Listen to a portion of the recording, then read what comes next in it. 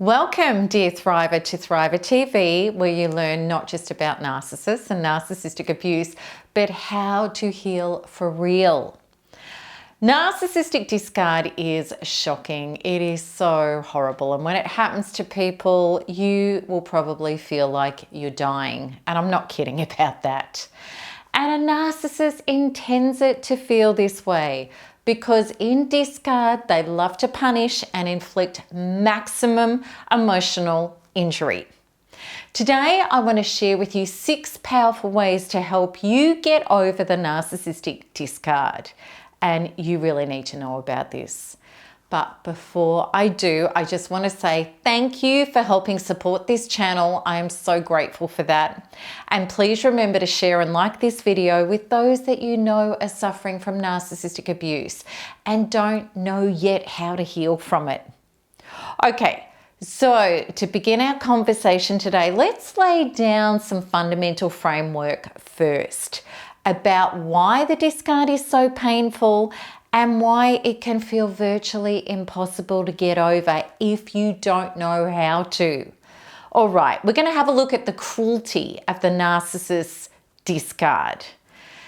This is the thing. You feel like a rug is pulled out from underneath you because a narcissistic discard can come out of nowhere. And often this happens in the cycle that is so famous with narcissists, which is idolize, devalue, and discard. Now, you may not realize it, but it's actually a cycle of violence. And how it works is that there is an event, an abusive event with a narcissist, and then you're going to split up, or either they're going to leave, or you're going to pull away, or some kind of separation happens. And then in the cycle, what happens is generally you get back together and you reunite. So it could be you, because you're feeling so empty and lonely and hurt, that you'll go back and hand over more of your rights and your boundaries. Or maybe the narcissist will hook you back in, or they'll love bomb you, or something will happen. And you reunite. And you may think, especially in the earlier days, oh good, we've got some kind of understanding and some kind of solution here, and we're all loved up and everything's great. And it actually can feel like it's the most settled time in your relationship. Like, oh my gosh, we're back together, it's all good. But it's almost like the Jaws music, because it's kind of like there's this tension underneath, and then all of a sudden, there's this blow up out of nowhere. And then another discard happens, and it can completely and utterly shock you. And a narcissistic discard is nasty. You can be completely floored by the level of indifference and even hatred that will come with a narcissistic discard. It's like you're adored one moment, then you're abhorred the next. You know, you're either the best thing since poached eggs, or you're just the worst enemy on the planet. And the narcissist can smear you to others so horrifically. And a narcissist will usually discard. There's a various amount of reasons why this stuff really starts happening.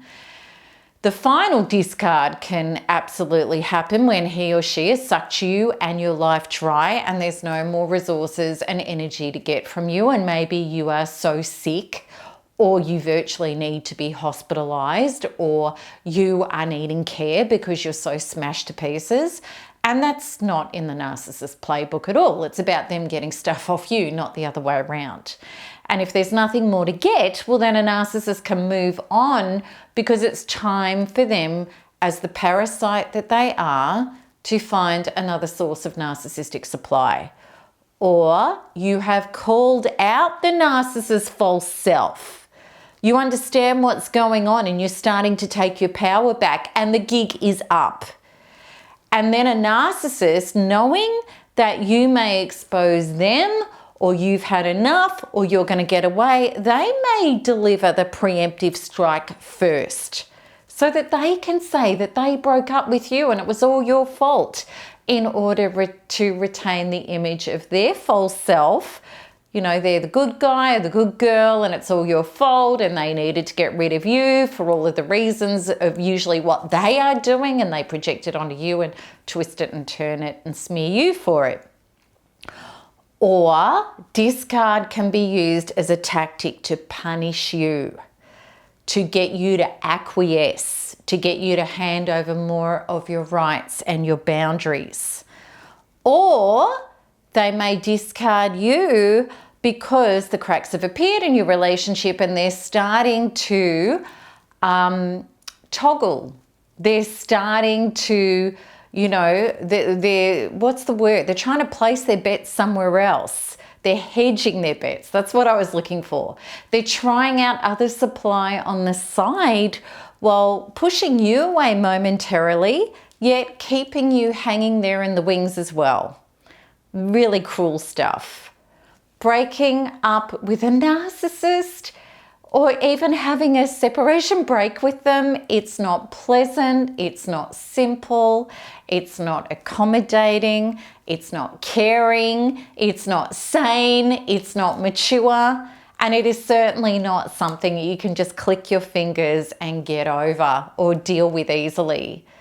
Hence why it is so important for you to know the following 6 things that are going to be able to help you get over this. The first one is that I would really love you to do, and it really does help, is start to get clear about your values and your truths. And you need to do this because it's very, very difficult to accept the end of a narcissistic relationship. There's been so much trauma in there. But it can get easier to accept the end of a terrible relationship when you get clear that this person never represented your values and your truths. And many of us before Thrive or Recovery did not know what our values and where our truths are, especially when you're busy surviving with a narcissistic personality. At the start, there was all this idolized, stuff that felt so amazing. But what happens is you're having to deal with them and their distorted personality as time goes on. And you can be so caught up in that, you don't even know who you are or your values or your truths. So in discard, it can be really good to sit down and list the things that hurt you that you've received from a narcissist. And these are things like pathological lying, failing to take personal responsibility, projecting blame onto you for what they do, abusive actions and words, disloyalty, infidelity. The list goes on, and you know what your list is. The stuff they've done to you that's just ridiculous. Now sit down and write reversing the list. And your list is going to look like things such as: what do you need and want? Honesty, humility, authenticity, the ability to take personal responsibility and actually be sorry and remorseful for bad behavior. Things like kindness, care, the desire to build solutions with you, loyalty, monogamy. Get very clear. These are your true values. Were you receiving these in the relationship? No. Does this person have the capacity or even the desire to embody the character of somebody who can meet these values? No. Do they have the desire or the capacity to do teamwork with you and work at solution building to have a healthy relationship? No. You need to understand that these are baseline requirements for any relationship to work. You're not asking somebody to fly to the moon. These are basic relationship fundamentals in any relationship, whether it be a friendship, a work relationship, a family healthy relationship, a love intimate partner relationship. That's the fundament of relationship. So please, in these terrible throes of discard, start to look at this squarely when you've got some space and realize that you aren't losing a real relationship. Rather, you're being granted the opportunity to heal from a relationship that was anything but real and healthy. And now it can be your time to be set free, to heal, so that you will be able to next time be able to choose and co-participate in human relationships that do have the fundamentals and the capacity to be healthy. Okay, so number 2 is about turning inwards to consolidate your relationship with yourself. All right, so as much as you may start to logically understand how important number 1 is, your values and your truths, it's so likely that some part of you is triggered and feels terrible, anxious, scared and panicked, or completely and utterly lost and depressed, and you're feeling horribly unloved as a result of being discarded, or maybe you've pulled away and the narcissist isn't even trying to do anything to come back into your life and make amends, which means that you absolutely feel unloved and unworthy of love. This is so normal. This is a big issue with this. It's really normal, but it can so easily be treated. Because Thriver Healing, which is what all of my work is about and what I stand for, is all about taking your power and your soul back. And this starts by getting your focus off the narcissist and deeply and firmly into the recovery of yourself. All right, so as per the understanding of point number 1, ascertaining your values and your truths and what's necessary for a healthy relationship, it's helpful to accept as quickly as possible you can't make an unmakeable deal work. If somebody doesn't have the capacity and the desire to be a team player in a healthy relationship and have care and consideration for others, which includes you, then there's no possibility of a safe and a healthy relationship with this person. So you can't change them into having capacity and character to be that person. So really, what this leaves you with is the only person that you've got the power to change, which is you. So this leaves you with healing you. And as heartbreaking and soul-shattering as narcissistic abuse is, it absolutely provides an incredible opportunity to finally make it right between us, ourselves, and Source, which is meaning our connection to our own higher power and our own connection to self, life, and others, which is really the holy spiritual self-trinity. And there's an enormous shift that starts to occur that can put you directly in the driver's seat of your own healing when you make the transition willingly from the victimized stance of all the horrible things that have happened to me to what part of myself, what unhealed part of myself was participating in this? And what unhealed part of myself was hanging on and trying to change and fix somebody else so that I could feel whole and have a self that was filled with love, approval, survival, and security. I promise you with all of my heart that when I personally finally understood that I had unconsciously, as a result of my previous unhealed trauma and not having my own sense of self and wholeness and boundaries and not knowing how to be a source of myself, I knew that I had been unconsciously attracted to narcissists, false selves, and I'd continue to stay hooked on them, trying to get them to give me myself whilst handing all of my power away to them.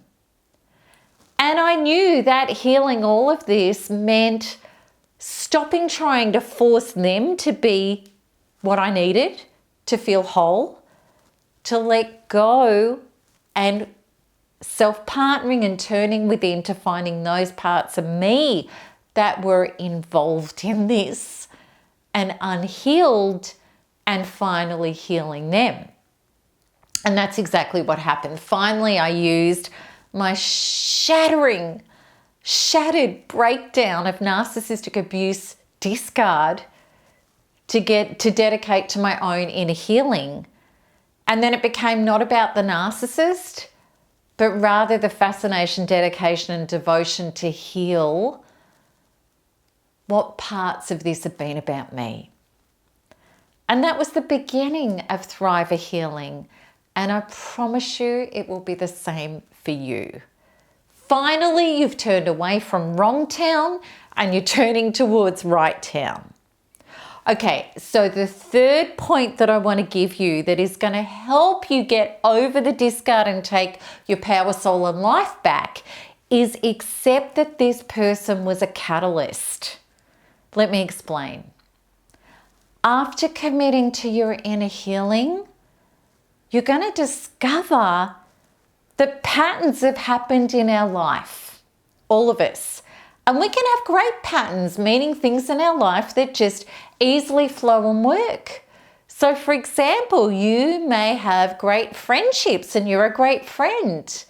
Maybe you've got wonderful relationships with your children, or you're a good cook, or you're good at sport, or whatever it is. Maybe you're good at making money, you're good in business.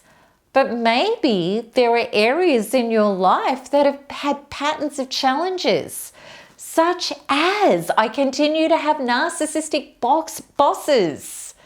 You know, my family, I'm having narcissistic battles with them, or maybe I'm continually having toxic love partners in my life.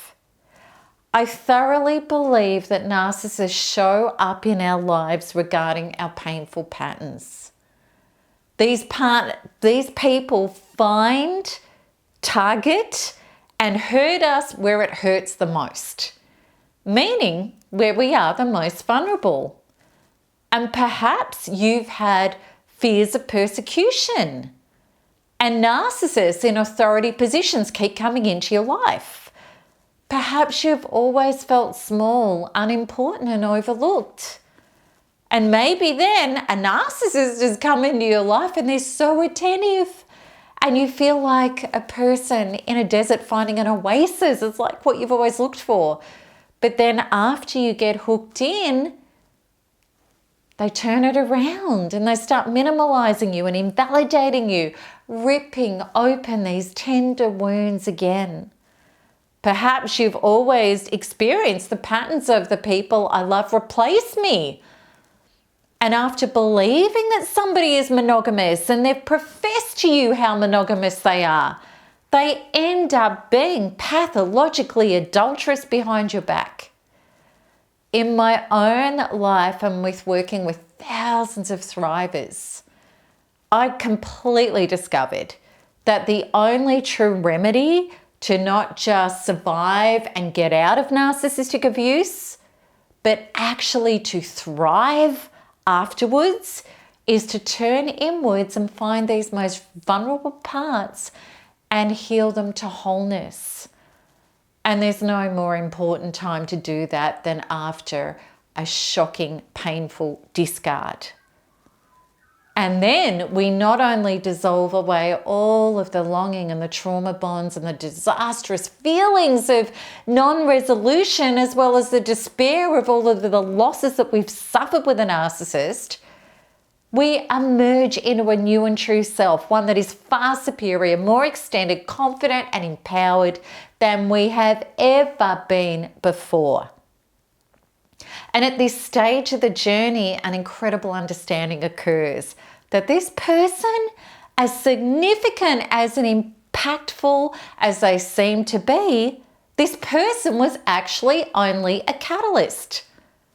The narcissist was triggering our unhealed parts from the unconscious up to the conscious, so that finally we knew what they actually were, and we could turn inwards and heal ourselves and set ourselves free from them. Which means we're not just being freed from this person, but from all of the insecurities and the limitations that were holding us back in our relationships and self and life in general. At the level of soul contracts, this person was only a catalyst. I totally believe in soul contracts. People bringing us the conscious evidence of what it is that we need to release and be set free from within ourselves, to be free from our own internal unhealed parts. And if this person had not showed up in our life, somebody else would have needed to take their place. It's incredibly ironic, I find, that narcissists were using us as an object for narcissistic supply. Because as a parasitical force, they were sucking our life force, our energy, our resources, our stuff, our money, whatever it was, our soul, literally. However, at the soul level, your soul contracted to this person as an instrument for you to come out of unconsciousness into consciousness, to actualize your evolution and ascension. And understanding this helps you to deeply let go of this person after being discarded and get on with healing you and accepting and really taking on your ascension, which includes point number 4, which is so helpful to help you get past the discard. It's beautiful self-partnering communications. I promise you with all my heart that your inner being, who is feeling shattered and traumatized, is actually reaching out for you. And the illusion was that your inner being, which is the seed of you, it's you, was wanting the love and the care from the narcissist. But it's actually not the truth. You are screaming out for you. We were all brought up to believe that people would love and treat us as the same way that we treat and love them. However, this is a completely false premise. It's wrong town. People love and treat us the way we love and treat ourselves. It's quantum law. So within, so without. And if our normal has been that we've got terrible self-talk, this means we don't know how to be with ourselves lovingly. We don't know how to self-soothe. And we don't know how to remove ourselves from people who hurt us to take care of and love ourselves. And this means that we've been unconsciously stuck in cycles of self-rejection, self-abandonment, and even self-hatred. And of course, it's a terrible shock that we're going to get with people who talk to us terribly, who emotionally abandon us, and of course, horrifically discard us. Quantum law is as absolute as gravity. So within, so without.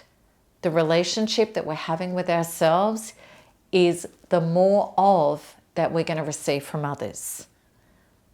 It's such an awakening when we understand this and can be totally honest with ourselves that we were trauma bonded to narcissists, not because we're horrible people. You know, people say, law of attraction, you telling me that narcissists in my life because I'm a narcissist. No, it's not because you're a horrible person. Rather, unknowingly, we'd actually been really horrible to ourselves. And now after discard, it's time to repair that. So much relief and self-partnering occurs when you are feeling the terrible pulls and the despair and the pain of being discarded by a narcissist by turning inwards to yourself and speaking to your inner being as you would a child who you adore. Your inner being desperately needs you now. And the relationship that you form with yourself is crucial now. It all starts with the dedication to your inner being by changing your self-talk. None of us have ever been able to shame, blame, or ignore ourselves back into health and wholeness. So the words such as, sweetheart, I'm here for you. I love you. I'm never leaving you again. You're doing a great job and I'm really proud of you. Means that when you were trying to get away from the narcissist, you're going to be able to support yourself and hold yourself. And you'll be able to durably and authentically start being real and present for yourself. And please know this, moving forward, you will never accept a level of love below the level of love that you have for yourself. I want you to really think about that. So by getting this right now, you're going to ascend onto a love vibrational trajectory where the narcissist will become completely unappealing to you. Why? Because he or she will no longer be a match where you're vibrating at with loving yourself. Get really, really aware of your self-talk. It will change everything for you. Now let's have a look at number 5, which is very powerful after discard. Releasing and reprogramming your trauma. And really, this is the most powerful suggestion that I give everybody who is going through a discard or in fact any abuse from any narcissist at all in their life. And this powerful suggestion is to heal your inner being directly at the level of your subconscious programs, which is exactly what my Narcissistic Abuse Recovery Program, NARP, does. It's incredibly powerful and helpful for this because it bypasses the brain, which gets fixated and stuck in the trauma, and it gets directly into the trauma programs in your inner being, which is the dense and painful beliefs that the narcissistic experience has impregnated and activated within you. NARP loads them up, releases them, and frees them from your inner identity and reprograms them, which dissolves away the pain and the trauma very quickly, replacing it with personal power, healthy boundaries, self-love, self-value, and self-respect, as well as a solid inner self to start generating true relationships that will match your healthy values and your truths. So at this stage of the detoxing a narcissist from within after your discard, if you do the inner work, life can start to truly begin. And let's look at that in point number 6, which is connecting to your true life. So let's just go back through our points. As a result of the establishing of your values and your truths and realizing what they really are, taking the opportunity to create a true relationship with yourself, knowing that this was a soul contract to push you to your knees, to turn inwards, to free yourself of trauma programs and patterns that were limiting yourself and life, and healing within to be freed into thriving and your true self and life, you can start aligning authentically with you. And many people in this community who commit to Thrive a Recovery with NARP connect to themselves. The narcissist becomes irrelevant. And then you start to listen to your inner self and the true urges about the missions in this lifetime. So many of these people start their own passions and businesses and projects.